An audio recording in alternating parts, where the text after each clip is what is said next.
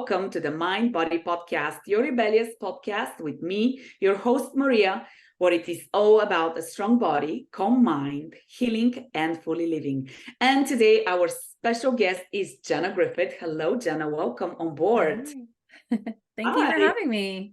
Absolutely. It is totally my pleasure. I love meeting new people, connecting with new people, and learning more about their story and what has gotten them to where they are today. And you are a purpose and prosperity expert, and you work with a particular niche of our population, and that is military and ex-responders, which I thought is so cool. As I told you before we got started, I haven't really seen anybody who specializes in that, and I can only imagine the need that is out there. So before we dive into all of that, let's hear who is Jenna. Give us 3 words that tell us who you are as a person, a little bit of a story behind it.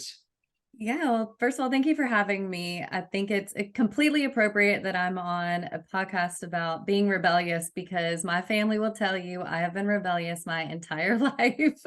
I have never fit in the norms or the lanes that I've been told to. So I'm definitely feeling right at home already.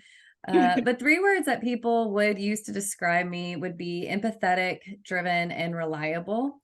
And that's something that I've really honed in as I've gotten older, because when I was younger and super rebellious, I was told that was a bad thing. And so I learned how to use that as a gift, and to use that drive and that curiosity for life to make it more fun.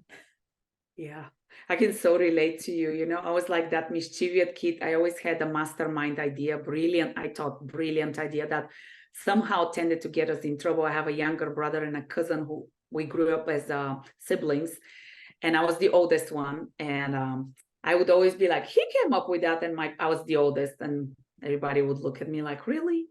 So I can totally relate to that. And you know what? I think it is so cool. We can use that energy and mischief and rebelliousness to serve the world, to make it a better place. So absolutely, super great to have you here. Yeah. Thank you. Okay. So Jenna, you talk about purpose, and it is so funny because I'll tell you this, since the weekend, for me, it has been like purpose. And I thought how ironic it is that we have somebody who talks about purpose. So from your point of view, what is the power of a purpose, Jenna? Purpose gives us confidence. It gives us a reason to get out of bed. You know, a lot of coaches will teach, you need to know your why, find your why. What's your why? You know, your why is your drive. But I think it's deeper than that. It's deeper than a sentence of why you want to do something. It's actually a feeling that you have, and desire that you cannot control, you cannot put away, you cannot stop thinking about. That is what really drives us and motivates us. And it wasn't until later on in life, I mean, I'm not going to give my age away, but I'm 29. No. But it wasn't until I was well in my 30s that I even knew what my purpose was. And, you know, a lot of that attributes to my experience as a military wife, which is why I'm so passionate about helping military and first responder wives. So I'm a former military wife, current first responder wife.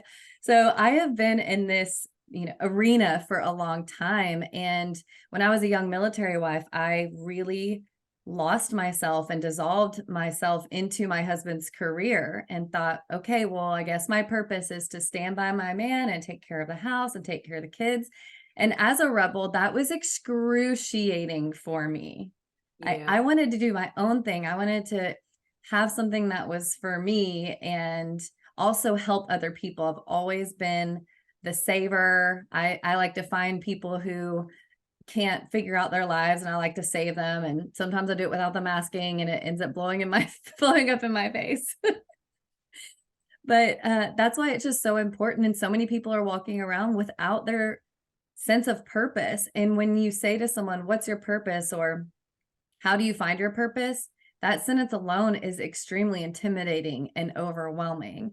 And so I just help people discover what that purpose is in a simple way that's less stressful, and it really is what the foundation is of what they want to do for the rest of their lives and what they want to be known for. Yeah. So you're going to laugh, but last night our group mindset call was on the topic of finding your purpose. I mean, you see what I'm talking about? Oh, you're talking about finding your purpose. And then I have a question for you. So it's somebody who is trying to fit certain expectations of what you should do as a military wife, support your man, be by his side. When inside you have that calling to do something bigger and different.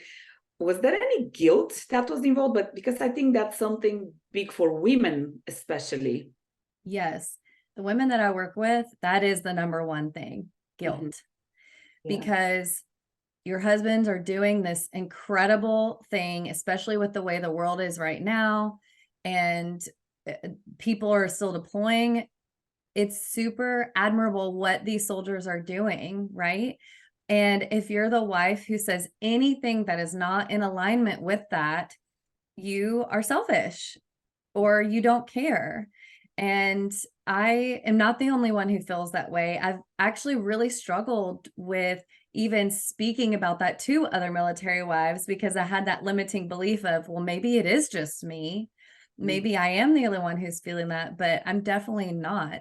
And a really great way to work through that guilt is to have conversations with your husband. It really is helpful instead of just, it doesn't have to be a rebellious thing, right? To say, I want to do something for me. Mm-hmm. It can be a really great conversation. And a lot of the women that I work with end up having great results because they learn, we walk through how to communicate it properly with them. Yeah. And I think that's very powerful because I was talking to another client in the context of something else, but not having these conversations and feeling that trapped energy almost inside of you, I believe that creates resentment, and then that starts affecting the relationship. And 100%. I did a speaking engagement this past weekend talking about how when we take care of ourselves and our needs, which in the forefront may appear to be selfish, long-term actually impacts everybody around us in a much more positive way, whether that's family, colleagues, work, community, whatever it is that it is for you. It is not selfish because when you're not whole, you cannot serve from a cup that is empty. Absolutely. There's a difference between being selfish and being self-ish. And I write about that in my book and teach these women who are reading that there is a difference and there's no reward for putting yourself aside and sacrificing yourself. Trust me, there isn't. There's actually a dunce cap for that. You don't need to be the mom who's got all the play dates scheduled and cooks all the things. And that's just who you are because you fit into this mold as a military spouse, that you can still go after what your purpose is or what your dreams are without neglecting serving alongside your spouse too, because the women are serving. We're the silent soldiers behind our service member. And it's really important that we're able to acknowledge that. And it's hard, just as some of our service members get really uncomfortable when they're acknowledged because they're like, oh, well, it's just my job. That's just what I'm supposed to do. The wives are too. If you see a spouse, I highly recommend just saying, hey, thank you for your service too. And they might be uncomfortable, but it is something that's worth being acknowledged. Yeah. And I think that also goes back to expectations. And I would say it's societal expectations, but it's those stories that we create into our head into thinking, well, what are people going to think? How are people going to judge me? How is the community that we're in going to perceive me? And again, I don't think you can be a good support. And to be honest with you, I don't think that applies only to military wives. I think that applies to anybody. How can you be the best? I mean, the best wife, the best mom. It requires that you're whole. You cannot function well if you feel trapped and caged, and you can't let your heart's desires be out there and expressed. Absolutely. I mean, that's why they say on the airplane, put your oxygen mask on first. And I remember the first few times heard that thinking that's really selfish. But when you think about that, you are no good to other people. And in my own personal experience, I felt like I was completely trapped. I had no idea what I was meant for. And I just remember waking up one day and thinking to myself, this cannot be what my purpose is in life. It just can't. I'm not okay with that. And I decided to make that change, and I did get pushback for that. It's not easy to do. It is scary, but that's why I've created this community called Service and Soul so that we can all come together, we can support each other's dreams, and most importantly, build that community around it being okay to also want something for yourself. Yeah, I think the power of community is so powerful. I call it the power of our tribe, because it is so easy to be surrounded by people who don't support, who don't even understand you, right? You might get judged by people who don't know anything about the life of being a military wife or a first responder life. And it's so easy to provide feedback and opinions when we are not even aware of the situation. But for the person receiving those, we already, and I'm speaking from experience, because when I made my change from corporate to what I do now, I got a lot of feedback of this doesn't make sense. This is silly. This is, I actually heard this is stupid. This is selfish. Like I heard it all. And I was already scared to make those changes. So I really didn't need any more of that feedback. I needed more like, you can do this. And that was scarce. Like the celebration and the encouragement, that was scarce. And I've now built a community that understands where I'm coming from, understands the language that even you and I are speaking now, because even I think that requires a certain growth mindset and a certain growth experience to even relate to what we are talking about, creating that awareness. Yeah. Well, I heard a saying once that you attract what you are. And, you know, when I started really working on myself and my own personal growth, my environment changed, my friendships changed, my group changed. And like you said, and how you experienced, I did the same. I was exactly the same. And I always knew I'd never be in corporate ever. I was like, there is no way. I need to be my own boss and make my own rules. And I had a lot of backlash from that. And a lot of people saying, you know, it's called being a grown-up. Yes, guilt, yes, shame. And I was just like, what? But you know what I found over time, and this is just, I'm saying as a matter of fact, is a lot of people get scared and there's not, oh, they're so jealous, but there's jealousy in that, like, I wish I could do that too. I wish I was brave enough to go out and do that too. It's easier to judge someone than it is to say, man, I wish I could do that. I'm too afraid to do that, but I'm going to be cheering you on. And maybe you inspire me to do that later on. Yeah. And I do, once again, I do think that requires a certain mindset, because just like you said, my circle of friends and community has kind of completely changed since I made the change. And, you know, I don't hold grudges against anybody, but I did see, you know, first it was the criticism and the shame and the guilt, and then that transferred as things started turning around to jealousy, which is so sad, because you think these are the people who support you, who you love, and who will be there for you regardless. So I think it is, the point is, have a tribe that supports you. And then you made another point which made me think, I went to a networking event with somebody else, and he was getting unsolicited advice to basically like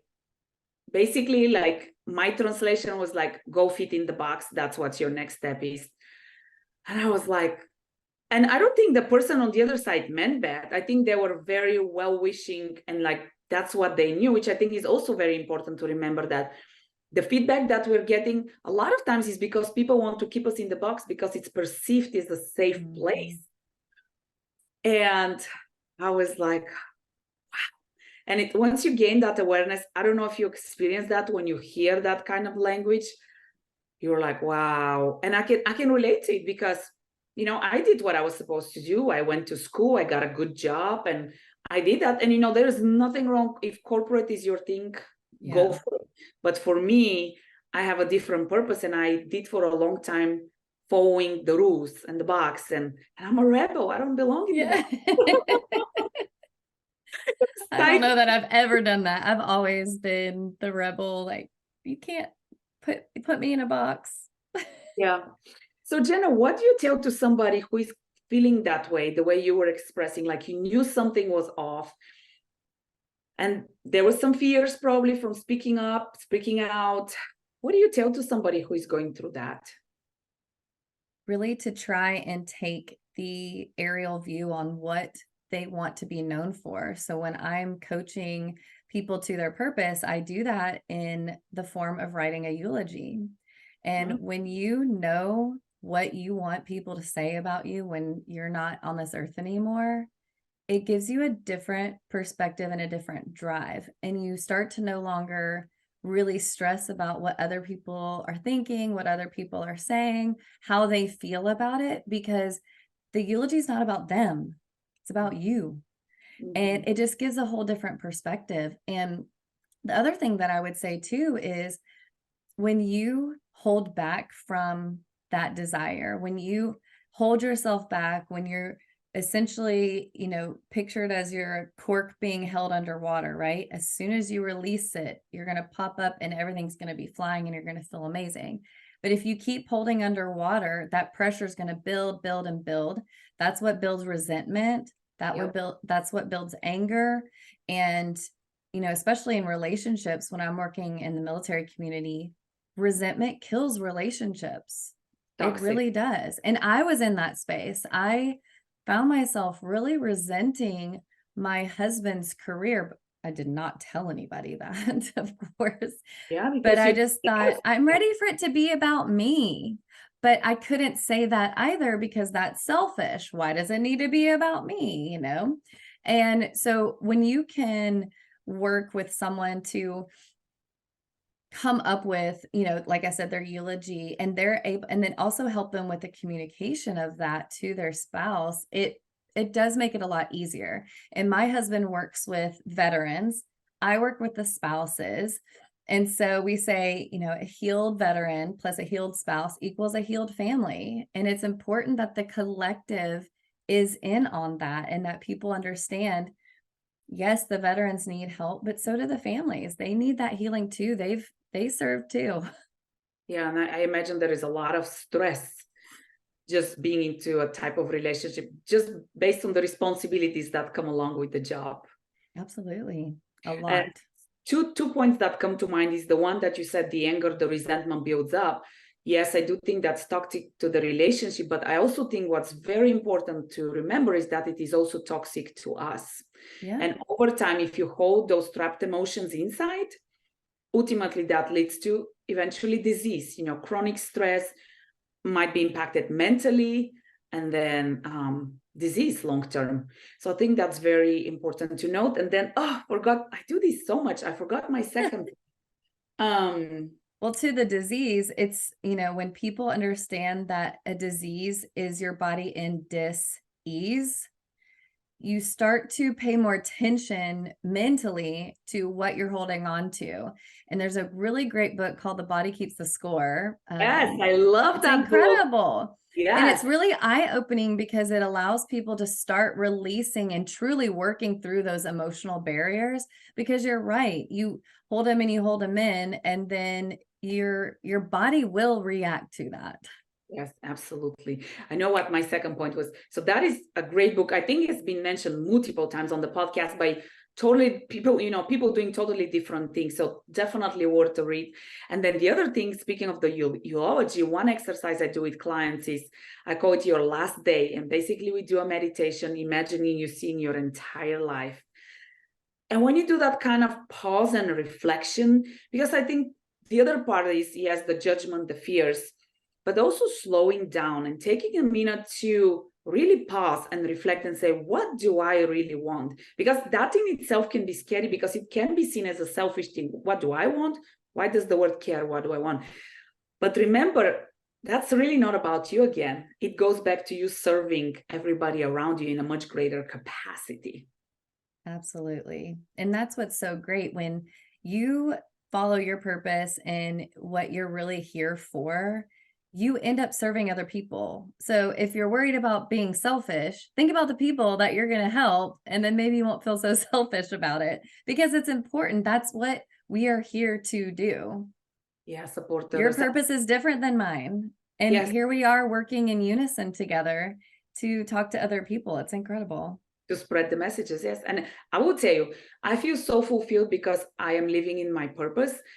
And I'm thinking, if I did not make that one decision that was, again, highly criticized and scary, how many people who I have helped now so far on my few years of doing what I'm doing, how many of those people, I don't know what kind of help they would have gotten. in terms of feeling better into their body, mind, and spirit. So it's the ripple effect that's really powerful about purpose. So I would say when you think purpose is about you, know that it is about serving and making the world a better place. Absolutely, it is. Jenna, you have some exciting news. Do you want to share those with us? I do. I had a big weekend. A few weekends ago, I released my book, my first book. It's called Service and Soul. It's a guidebook to purpose and prosperity for military and first responder wives. And it walks through the steps on how to find your purpose. And then once you have it, what are you supposed to do with it now? We also talk a lot about the different levels of femininity, the different levels of the emotional ladder, just really understanding your past trauma, how it affects you now, how to heal from that, and how to move forward. So it kind of goes in that order. But yeah, it's really exciting. And we also have our Facebook group for military first responder wives. It's also called Service and Soul. And you can get everything to that effect at serviceandsoul.com. Congratulations, Jenna. I wish you great success with the launch of the book and with people being impacted by it. I think that's what it's all about, impact. Jenna, any other piece of advice you have to share with us? Yeah, I just feel like as we're coming, to the end of a year, everyone starts to think about, what did I do with this year? What do I want to do with the upcoming year? And as we talked about on this call, just not stressing yourself out about having all the answers right now, but doing one step at a time to move toward the vision that you have for your life. And use people, grab a coach, join a mastermind group, reach out to Maria, reach out to myself. There's people who have the tools to help guide you through that, and just work on being self-ish. You make such a great point. Just last night, somebody mentioned how he was uncomfortable asking for help. And I'll personally tell you, I came from a lot of that because I was taught you solve your own problems. Yeah. So it was extremely uncomfortable in the beginning of my growth to ask, once again, like, am I the only one who feels that way? Am I like that dumb to not know what to do? And once you start sharing it with others, because the self-talk that we have into our head sometimes could be the worst, because the way we talk to ourselves is, I always tell my clients, would you talk to your best friend like that? And it's usually the answer is like, absolutely not. But we do that to ourselves. So you make a great point. If you need help, ask for help. And, it doesn't mean sign up for service or anything like that. It means just have a conversation with somebody who might get you to pause and to think and to give you clarity around what's next. Because clarity is big. Yeah, because Jenna, you're so right. It's the point is small but consistent. It's not about big and then drop the ball. It's small and every day, step by step, step by step. Absolutely. Jenna, what is your definition of rebellious? Ooh, doing what fulfills you and not other people. Short and to the point. I like it. Yeah. Jenna, where can people find you? Mention again the name of the Facebook, Serve and Soul. Serve and Soul, is that Service and Soul. Yep. So you can find me online at serviceandsoul.com, Facebook, Service and Soul, and Instagram is just my name, Miss Jenna Griffith, MS Jenna Griffith. And I would love to connect and love to have y'all part of the community. Yeah. Jenna, thank you so much for being here and sharing your wisdom and light with all of us. And you guys, like I said, if you have any questions, if you're even intrigued about Jenna's journey or want to connect with her or me, we're about building a community of like-minded people who are on a growth path and want to make the world a better place. So any questions, let us know, connect with us. And if you find this useful, if you know of somebody who can benefit from this information, I'm pretty sure there are a lot of people right now who can benefit from that. Please do connect with Jenna. Jenna, wish you continued success. Congrats one more time on the book. Keep rocking. And you guys, we'll see you next time. Stay rebellious. See you next. Can't get enough of those rebellious conversations? Do make sure you subscribe, like, and share with your friends.